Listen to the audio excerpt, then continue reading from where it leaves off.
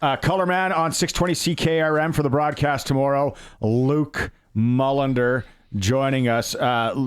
Luke, what do you figure about these two guys working a sports talk show here? On the other side, they have not seen Jerry Maguire. Like, can you fathom that? No and yes. This generation. Hold on, go back. Rewind. No, and let's get to the yes part. I want to be Dr. Phil. So on that yes part, why would you say yes on that? Because their generation, they have all their priorities screwed up, and I think that, right, like, they're so busy protesting stupid things that they just don't sit there and they don't find quality of life in the things that they're out there to enjoy. And I think that their generation just does everything they can to avoid true happiness. So that's why they avoid things like movies and stuff. Sorry, Colton, I gotta tell the truth here, brother. Help me help you. You had me at hello. Do you guys know that one? It's a Kenny Chesney song as well. Like, how do you know? I've heard that before. I don't know what it's from. No. And then the great line in the bar when, like, I was in my late 20s and that show came out was, you had me at Get Lost. You guys, you have to watch it. Tomorrow, starting for the Saskatchewan Roughriders, there's another late scratch here to the depth chart. Rod Tidwell is now in at wide receiver. I don't know if anybody knows that if you're playing fantasy, but Rod Tidwell is getting the start. Does he take a hit there? I know. Does he? And hangs onto the ball. Was he? Oh yeah, it was Arizona. He's playing Dallas. Dallas doesn't hit that. But to be fair, guys, but they also, his generation also consumes content a lot differently. So I think that if he was to ask us, well, have you seen, and then filled in the line with like some sort of reality show, right? They'd be all his friends would be like, oh man, I can't believe you haven't seen that series. We got angry protester here. Yeah, they're quizzing me really hard on like country gold music too, which I'm not too bad at. I listen to Colin a lot, but I was like, do you guys know who Travis Scott is? And they're like, no. Exactly. Yeah. No, Travis. I know Travis. Travis Scott is the baby daddy of Kylie Jenner's kid. So I know that. I just don't know his music, I think. And the part of it you played sounds terrible, by the way. But I do know who he is. You brought up Dance Little Jean this week. Oh, Nitty Gritty Dirt Band, Dance Little Jean. How can you not go? Every Saskatchewan wedding, that is a staple that will get played somewhere in the night. One of the greatest written country songs that never got the notoriety. Dance Little Jean. Like, when you really listen to that song, there's some good ones out there. I didn't realize that Cadillac Ranch was a Bruce Springsteen song, like a lot of people, because all we ever knew was the Nitty Gritty Dirt Band version. Hey, we're losing Luke. Tomorrow, there's a Kiss cover band playing at the Rider game, though. Everyone going. What's your favorite Kiss song? Oh, so you lost me here. Like country and like Kiss music, I just know Kiss is the band that sticks their tongue out. That's it. So there was nobody, none of your old teammates at Michigan State, like nobody was a metalhead or a rocker that liked Kiss, like some D lineman that was 19th on the depth chart? Yeah, maybe. I mean, but they didn't get priority over the locker room music, so. Rock and Roll All Night? Does that one ring a bell? Party Every Day? Detroit Rock City? Oh, yeah. Well, okay. Well, that one song, yeah, obviously, right? But that's more of now we're back into the sort of successful sports genre songs, right? Lick It Up. Lick It Up. Though I guarantee they're playing Lick It Up in that set tomorrow. Like why the hell would you even name a song that? Wow. Let's look at some of the names of songs that are out there nowadays. Right. Like, fair enough. Yeah. Fair. Yeah. Okay. What were your immediate thoughts when you heard AJ Ouellette and Raquel Armstead are in the lineup tomorrow against the BC Lions? Well, I think that when you look at the advantages that the Saskatchewan Roughriders have over the BC Lions, I think that the major advantage is on the line of scrimmage, both on the offensive line and the defensive line. And when you're in playoff football, it's all about being able to run the ball and control the tempo of the game. So when you have two really solid running backs playing in the game, hold on a second, guys. Luther, turn that down. Sorry. So when you have two running backs that are playmakers in it, you're a lot more dangerous. And I'm glad that they made that change. I think that this lineup if I'm the BC Lions and I'm looking at this lineup, I'm saying to myself, well, we got to play a close to perfect game. Okay, so if you're looking at it, defensive side of the ball, now you see both of these guys in, and now you got 24 hours to kind of game plan for it. What do you think they're going to throw at them as far as scheme, as far as alignment? Well, I don't think the Riders are going to change much, right? We've seen them using receivers. We've seen them use Albert Awachi in and around the line of scrimmage, blocking guys off the edge. We've seen them running counter plays. I think that you stay the same. If I'm the BC Lions, I just have to mentally prepare for a physical fourth quarter battle. And that's where I think that the Riders have a specific advantage. So the Riders are just going to have to continue to, I think, just stay. You can't. So BC Lions, they're a big play offense, right? They're a big play team. So if the BC Lions come out and let's say worst case scenario, they jump out 14-0. If you're the Saskatchewan Roughriders, you can't automatically say, okay, we got to ditch the run game and we got to go to the pass game, right? You have to stay vigilant to the game plan going in, and I think that that's why you see Raquel, Armstead, AJ Ouellette. I don't see them changing a ton. I just see them understanding that, hey, we have to move guys off the line of scrimmage. And you guys are using clips from the last time these teams played. Look at the line of scrimmage. Look at the defensive linemen. Those guys are off level. They're off the line of scrimmage, right? Nobody's in the right gap. That's where the advantage is for the Saskatchewan Roughriders. Luke, when it comes to the playoffs, all the regular season stuff goes out the window, and you see guys that maybe didn't show up, but next thing you know, they're writing their own story, and it's becoming legendary. I mean, you played with one of the best in Darian Durant. Sometimes guys put teams on their back, and they will teams to victory. A guy like VA who can run and can use his arms, I'm worried about that and he's got a lot to prove. And he's got some good receivers. And we were talking about in that first game when the Riders got the upfield pressure. And I remember listening to you and Dave that, let's say Malik Carney doesn't stay, you call it gap sound or gap solid, and he decides to cheat a little, and then VA goes to the outside. How important is that going to be tomorrow, that gap solid, so VA doesn't take off around the edge? Yeah, VA is one of the best quarterbacks at extending the play and then finding guys downfield.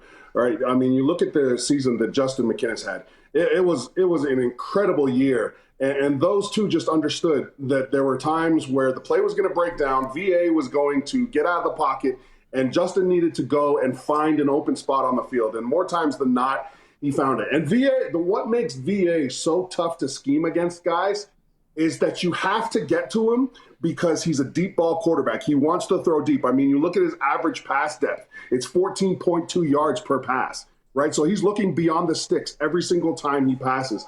So you have to get to a quarterback like that, but you also can't allow him to break contain because that's where he's going to extend the play. So it's tough, but you've got to be disciplined in your assignments. You got to be disciplined in your lane and pass rush distribution.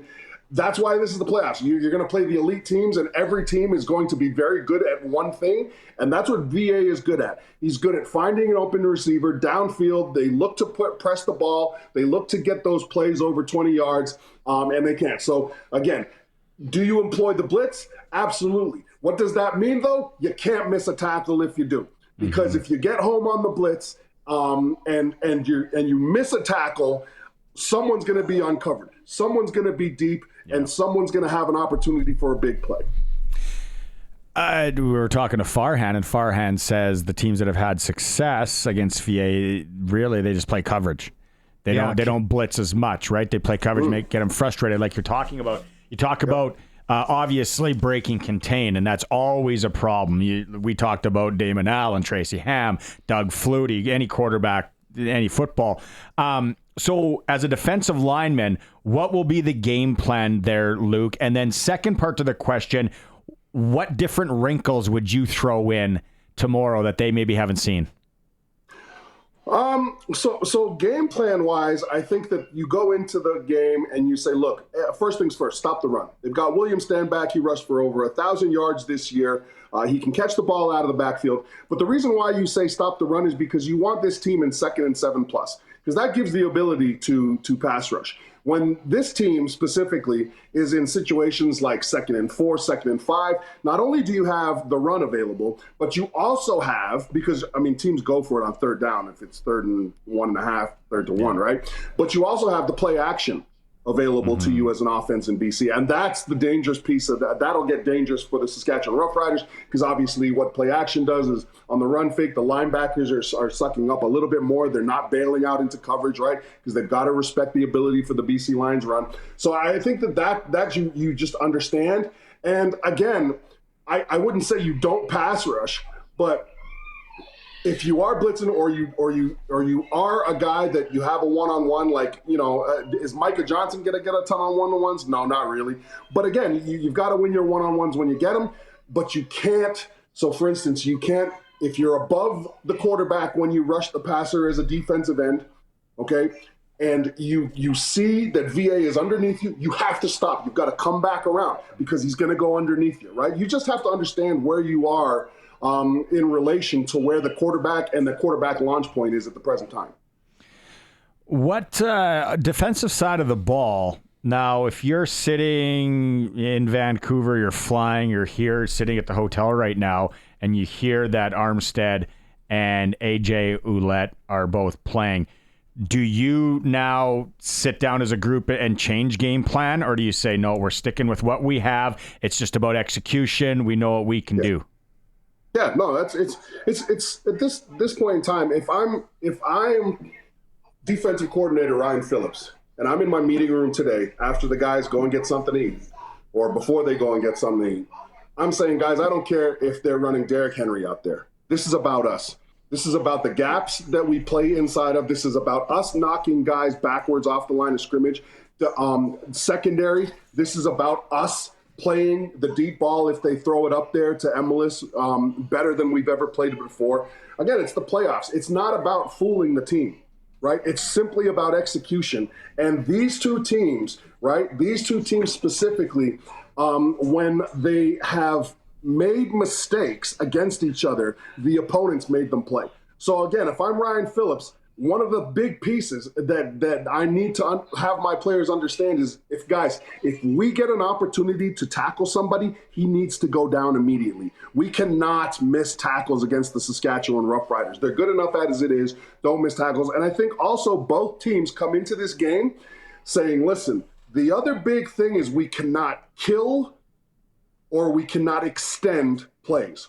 We have to be disciplined football clubs. Both of these teams played well discipline-wise over the last 3 quarters of the year, okay? But in the playoffs, everything has a microscope on it, right? And these 15-yard penalties, if you get them a holding penalty that kills a first down or kills a touchdown, those are season defining when it comes to the playoffs. So everybody that's talking about this game, no matter what media you're covering it, everybody's kind of got their, the storylines that they think. But tomorrow, by about 8:30, there's going to be 3 or 4 storylines that'll be written that maybe nobody has touched on. A couple of things, and this is important because it's playoff football. So, special teams. Stephen Flintoff, BC, pretty good year, 47.77 yard average. Adam Korsak, Saskatchewan Roughriders, 47.2 yard average. Hey, you both got good punchers. This isn't the stat nerd show. No, listen, I'm going stat nerd here. Just a second. Brett Lothar, 53 field goals. Sean White, and Sean White has consistently been one of the better field goal kickers and one of the better kickers. And it's funny in special teams because here's the weird thing, and we've seen this before. Hitting an upright on an extra point. Well, there's one there. The punt that goes into the end zone that gives you the point as opposed to the field position. All of that kind of stuff can come back and play so big in playoff football, where I think sometimes we overlook that. We're only looking at the Trevor Harris, the VA, the running backs, and the big receivers, but it's the small stuff. Like Luke said, that one penalty, the discipline, that instead of that first down, now you're 1st and 20, or it's that objectionable conduct. It's that little bit after the play because you're a little hyped that is going to punch you back 15 yards. And then if you don't convert, because look at in the Winnipeg game, Montreal had the ball back twice. And if they would have got another one set of first down, they could have run out the clock on Winnipeg, and they didn't. They weren't able to move the ball, and then look what happens. The reason why I think that you don't emphasize special teams this year, or not this year, excuse me, when it comes to the playoff games, and you're right, Maz, they're incredibly important. Any point is worth its weight in gold at this point in the season. But if you want to advance, and we've talked about this probably the last 6 weeks, I've mentioned this every single time. The teams that advance in the playoffs, and this is why we don't talk about special teams a ton, the teams that advance in the playoffs are the teams that cross the goal line with the football.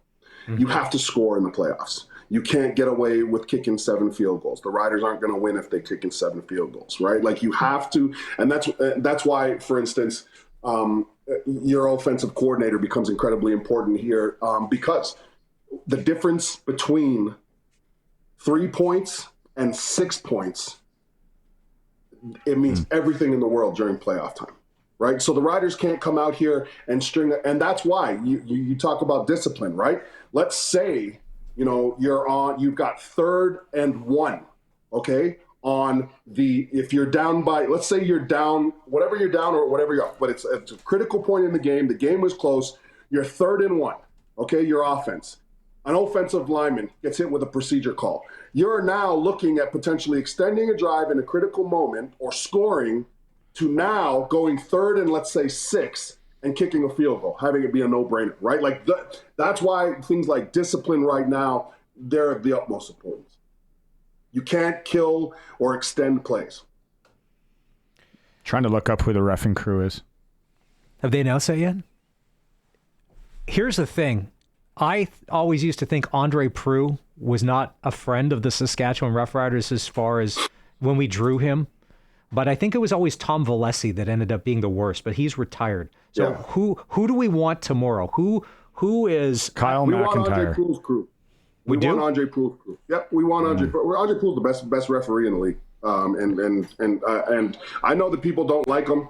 I know that it's easy to poke fun and make fun of his accent, but again, he's the guy you want in the playoffs because he's probably your most consistent guy, right? You know what you're going to get out of it, and again, you don't want the refs to be a big deal in any playoff game. Right? No, and my big fear is, I'm just sitting here as a fan. I don't want the command center involved at all. Let everything be clean as it is. It's either for us or against us. Yeah. But let's not get into video football because then That's all scary. no, it's true. Like we mentioned the tie in Ottawa, it's kind of okay because it kind of saved us. But that kind of stuff where, sure, if it can really help, but if it has to come to that, it's kind of like just let's not into that. You know what you're talking about? You're talking about the same thing Dave and I have been talking about again all year. It's controlling the things that you actually control and not letting the pieces of this game that aren't in your control affect the game, right? And that's one of the things. You can't control the referees. You can't control the command center, but you can control whether you're executing and you're playing clean football, right? Like there's things and that's why the playoffs are the playoffs, because every moment matters a lot more. It's the most important real estate. We've gone from north of Dudney real estate to those bougie Wascana place houses. That's where we are right now, boys. NOD, baby. Doug Wickenheiser Arena tonight. Pat Blues tailgate on me. Okay, here. This is an honest question, Luke.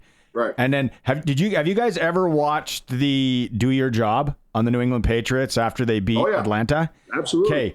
So the coaching staff, Belichick and all them went through who the referee crew was for that Super Bowl, and they went through what penalties, analytics-wise, what penalties they like to call, how they like to call them.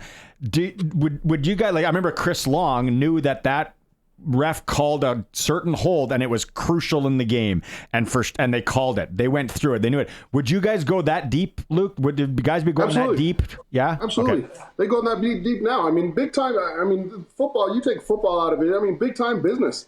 It's all analytics these days, right? And if there's an edge, so if you know, for instance, that the refereeing crew that you have leads the league in holding calls on offensive linemen, guess what you're probably going to make sure you're doing this practice and during the game? Keeping your hands inside, right? Because, again, you can't kill drives and plays in the playoffs. Well, look at the Kelsey Brothers podcast when they had Julian Edelman on, because they talked about Edelman always wore red gloves, and then Travis Kelsey says that everybody now wears red gloves against him because they wear red jerseys and you can't see the hold. Yeah, like it's that if the Lions are wearing white jerseys tomorrow, you're wearing white gloves, so they can't see what's going on. Yeah, like I don't care what it is, because it's those tiny little things. So, okay, do we trust odds makers? Odds makers are smarter than us. Okay, what's Vegas saying? Riders 3.5. Over under? Nope. 51. I'm taking the under. I'm taking 51. I'm taking the over. Oh. I'm taking the over. I'm taking the Riders on the money line, but I'm taking the BC spread. Oh, this is the playoffs, man. This is the playoffs. These games are going to be close. And see, now, Luke, I want to believe that, but you and Durant both said that the 50-50 at Labor Day was going to be $800,000, and it ended up being $1.2 million. Yeah, well, I guess that all the people complaining about the economy, they found money that they found. Hey, speaking of the economy, so what did you hand out for Halloween last night? What was going on at the Mullinder house? First of all, what was your son Luther dressed as? Yeah, so Luther was a NASA astronaut. It was a phenomenal costume. We handed out we just went to Safeway, got the 50 burger and the 30 burger bag of candies, and we handed. But the reason why we did that is because we're not on a bay that gets a lot of folks coming by. So we're going to average probably between 10 to 20 kids. Okay. All right. Yeah. So for us, it's more about volume in terms of effort, right? So I was just going to say he's one of those. Oh, can you sing? You probably had to sing a song for Luke to get candy out of that guy. They don't make kids do that anymore. This generation, they're not built for that, Luke. You know that. Well, there was one lady. And ready to sue you in a specific area of the city. I'm not going to name it. Harbor Landing. She wanted a conversation with my son and his friend, and B, like when they turned around and they said thank you, I heard it. She didn't hear them say thank you, and she's like, "Hey, what do you say?" The kids were looking at him like, "Hey, don't worry, we said thank you. We said happy Halloween." So yeah, you know what? It's like good. But what I meant by volume effort is not about the candy we hand out. It's the houses and doors that you. It's like the politics, right? It's how many doors are you willing to knock on. Oh, I know. And as a kid, because that was your one time a year to go crazy for candy, so you went to as many houses as possible. It's an odds thing. You know what? I know. Increase your odds. I wasn't able to trick or treat as soon as I hit 11. My mom stopped my trick-or-treating, and it's because I was big and I was tall, and she didn't want, she's like, you're too big to go out trick-or-treating, like, you know what I mean, like you're the size of the teenagers, and parents look, so my Halloween career and my trick-or-treating career was short-lived. You should have put the shoes on your knees and walked, like that costume where you're like, then you're half the size. No, hey, speaking of Harbor Landing, I got to call this one out. My daughter was up in there yesterday trick-or-treating. Smarties, awesome. Smarties, perfect. Great Canadian treat. No, kids hate them. But they opened them all up, put them in a bowl, and they handed them out with their hand. So my daughter pulled the bag away right at the right time. She's like, no. Are you serious? I ain't doing that smoke. No. Yeah, man. Up in That's the weakest thing I've ever heard. Yeah. Hey, it's a tough economy, all right? And even one better. My son went to a place and the guy went and grabbed the treats and a cat was sitting on it. Put the treat in, and it was all warm and it smelled like cat. It's weird stuff going out there, boys. There's weird stuff going on out there. Well, I noticed a lot of parents yesterday, and it was a nice day, driving their kids around trick-or-treating, and I'm like, that would be the day at the Masrick household that mom and dad would be driving us around to go hustle candy. But well, I seen one kid. I seen one, two. They were brother and sister, but they would get out of and the car followed them. They had like their own private escort. They just followed them around the block. You know what I mean? That was pretty cool. But yeah, again, I don't know how you guys are too, but I'm also not a group parent activity Halloween person. Like, there's a lot of like parental groups that go out and they I don't want to do all that. I saw a picture on Instagram today where the parents dressed as the cast from Happy Gilmore. Like you had everybody from Happy to the grandma to the reporter girl that Happy ends up with to Shooter McGavin. I'm like, I'll tell you what, that is way too much work. But there was a group of houses that they took full advantage. Like they had some adult beverages and they just set up in front of one of their houses and they just were yelling, "Hey, we're the group for those next 5 houses." And they looked like they were having fun, but that seemed fun. But like walking as a group of parents and talking, and I don't know, man, I don't have anything for Lone wolf. Luke's lone wolf. Man. Okay, we're almost out of time on the program. This has been awesome. Okay, have a great call tomorrow, Luke. Luke, no sandwiches. Did you get the memo that there's a pregame meal in the press box an hour beforehand? Yeah, so did you guys get the memo that because of the fact that there's a pregame meal 1 hour before the game, I am no longer coming on the pregame show 1 hour before the game. I will be eating. Dave's got to do it all. We'll just rerun this. Yeah. This is gold. Thank God this is a podcast. I'll just text my 3 keys to Duncan Dave, from the but I'm pumped up, man. Look, guys, it's going to be a great game tomorrow. These two, it's tough to call. It is tough to call tomorrow, man. I'm pumped.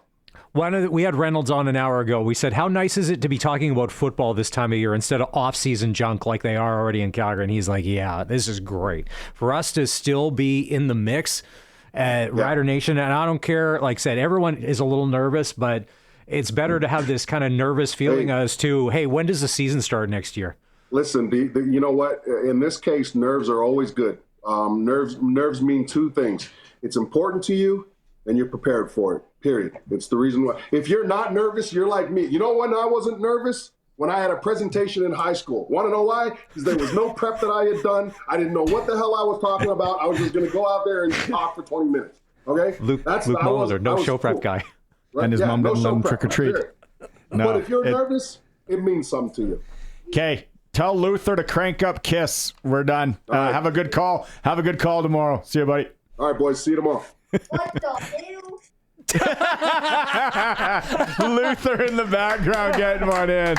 That's a clip for all time right there. It is the all-new SportsCage streaming if you're watching it at sportscage.com.